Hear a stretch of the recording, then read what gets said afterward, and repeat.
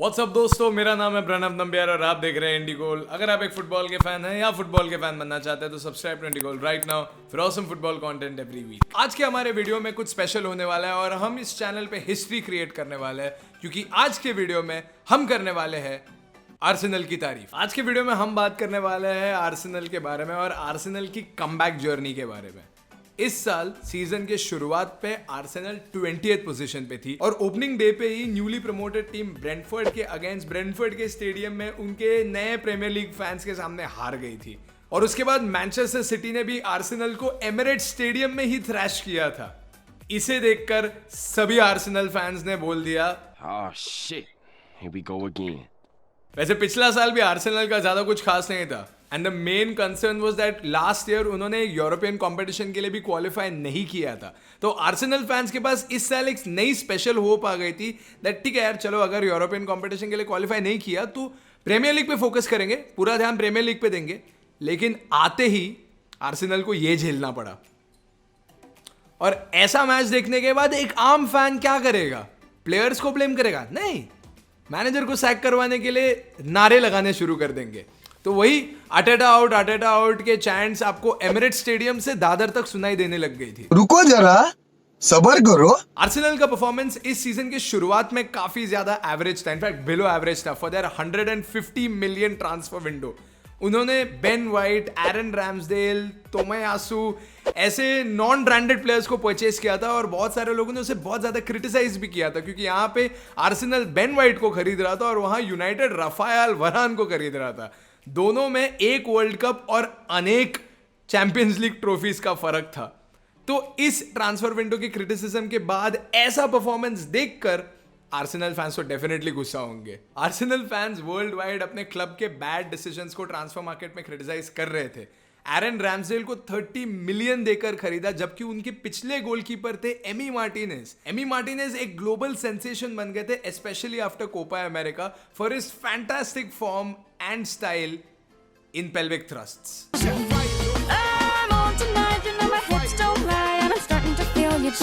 यही सब प्लेयर्स को लगा कि आर्टेटा और एडू ने रैंडमली डिस्काउंट में किसी भी प्लेयर्स को उठा लिया, लेकिन उन दोनों का एक ही विजन था और वो बहुत ज्यादा सिंपल था। सड़क से उठाकर स्टार बना दूंगा मैं, सड़क से उठाकर स्टार बना दूंगा मैं। अरे मूवीज में वो नहीं होता है क्या, जो हीरो रहता है उसे बहुत ज्यादा बुली करते हैं और फाइनली एक दिन उसे बहुत ज्यादा गुस्सा आता है और वो सुपर ह्यूमन लाइक एबिलिटीज के साथ फाइट करना शुरू कर देता है। ठीक उसी तरह मिकेल आर्टेटा ने अपने आर्सेनल को एक 10 अनबीटन रन में लीड किया है और अभी भी वो रन जारी है। और ऐसे आर्सेनल को देखकर लोग हो गए शॉक। मैनचेस्टर यूनाइटेड, जिसने सीजन की शुरुआत बहुत ही ज्यादा स्टाइल से की थी, उसे ओवरटेक करके ऊपर आ गया आर्सेनल। आर्टेटा और आर्सेनल फैंस को सभी प्रीमियर लीग फैंस बहुत ज्यादा बुली कर रहे थे and I was dead against it personally, because मैं हमेशा से जानता था कि आर्सेनल एक ऐसा कमबैक तो करने ही वाला है। अबे चुप बैठ रे तू, 20th पोजीशन पे Arsenal. Currently Arsenal 5th position पे है प्रीमियर लीग टेबल के। सीजन के शुरुआत में 3 मैच बैक टू बैक हारने के बाद आर्सेनल 20th पोजीशन पे थी और as tradition goes in the Premier League, Arsenal will be relegated this season. Arsenal title contenders नहीं है, रेलीगेशन सर्वाइवर्स है, वगैरह वगैरह ये सारे जेनेरिक जोक्स आते ही गए। लेकिन ऐसे घटिया फॉर्म के बाद एक 10 अनबीटन रन को मेंटेन करना तो काबिल तारीफ है, conceding 9 goals in their first 3 games और अभी एक बहुत ही अच्छी डिफेंसिव साइड बनना, तो डेफिनेटली यार आर्टेटा की तारीफ तो करनी ही पड़ेगी। आर्सेनल इतना अच्छा खेलने लग गए कि आर्सेनल के फैंस छोड़ो, रॉब होल्डिंग का हेयरलाइन भी वापस आने लग गया है। आर्सेनल के इस सक्सेस का बहुत ज्यादा श्रेय जा सकता है मिकेल आर्टेटा को। जी हाँ, मिकेल आर्टेटा की कोचिंग की तारीफ करने के लिए अभी आधा सीजन बचा है, लेकिन ऑलरेडी उन्हें एक Premier League manager of the month का अवार्ड तो मिल गया, तो आई थिंक दैट्स इनफ तारीफ for him. Apart from that, the one thing that we should truly appreciate is the Arsenal team culture. Smith Rowe और Saka जैसे young players ने already declare कर दी है अपनी लॉयल्टी, जो इंग्लिश फुटबॉल में ट्रॉफी से ज्यादा इंपॉर्टेंट रहती है। अपनी लॉयल्टी उन्होंने डिक्लेयर कर दी आर्सेनल की तरफ, जहां उन्होंने बोला कि वो अपना फ्यूचर सिर्फ आर्सेनल में देखते हैं। मार्टिन ओडेगार्ड ने रियल मैड्रिड छोड़ दिया आर्सेनल में खेलने के लिए। रियल मैड्रिड, और ये एक पॉजिटिव साइन है कि आपके क्लब के यंग प्लेयर्स आपके ही क्लब में फ्यूचर देख रहे हैं, है कि नहीं डॉटमैन? दिल से लगता है, बुरा लगता है भाई। लेस्टर सिटी के फैंस का वो चैंट याद है, you will never play for England. Well, इस बार आर्सेनल के 3 प्लेयर्स ने इंग्लैंड को रिप्रेजेंट किया इंटरनेशनल लेवल पे and one of them was Aaron Ramsdale.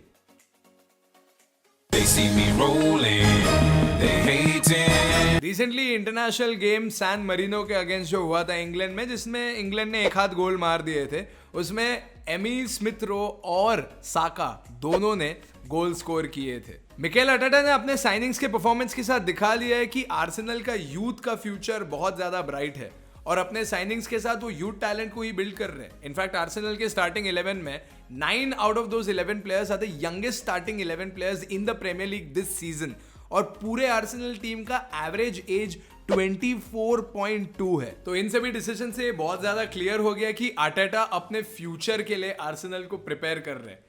Can the fans trust the process this time? We'll see. But as far as his on-field performances go, उनके 4-3-3 और 4-2-3-1 formation के साथ उन्हें बहुत ज्यादा सक्सेस मिल तो रहा है. देखते कब तक चलेगा. सभी फुटबॉल पंडित्स और क्रिटिक्स को यह बात तो मालूम ही थी कि जब आर्सेनल इस साल कोई भी यूरोपियन कंपटीशन नहीं खेलेगी तो वो बहुत ज्यादा ध्यान दे सकते हैं प्रीमियर लीग में, और अब वो फॉर्म आर्सेनल रीगेन कर रहा है. आर्सेनल 5th पोजीशन पे, वो टॉप 4 के काफी करीब है और मैनचेस्टर यूनाइटेड और बाकी क्लब्स के परफॉर्मेंस को देखकर ऐसा लग तो रहा है कि Arsenal might overtake them and reclaim that European spot. मगर इस बात का एक छोटा सा साइड इफेक्ट भी है.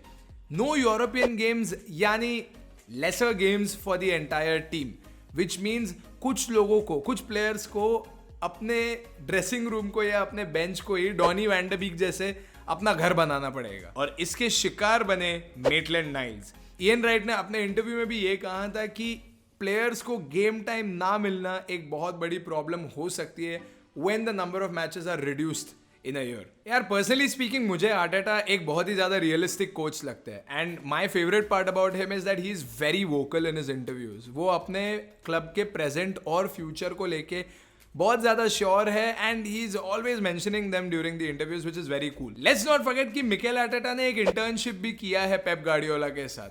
तो लेट्स नॉट फॉरगेट दैट वो जो क्वालिटी है जो पेप गार्डियोला के पास है, वो थोड़ा लिटिल मिकेल आर्टेटा ने इम्बाइब तो किया ही होगा, कुछ तो सीखा ही होगा. Will Mikel Arteta maintain Arsenal tradition and win only the FA cup, या वो आर्सेनल के इस फॉर्म को कंटिन्यू करके कुछ और भी जीतेंगे?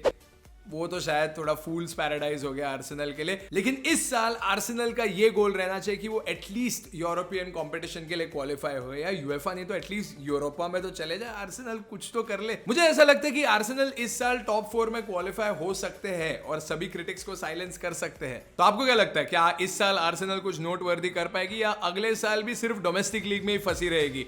Let us know in the comment section below. After you leave a like and share this video with all your Arsenal fans. And most importantly, यार subscribe करना मत भूलना. We are almost hitting 10K and there is a reason that Arsenal is playing so well.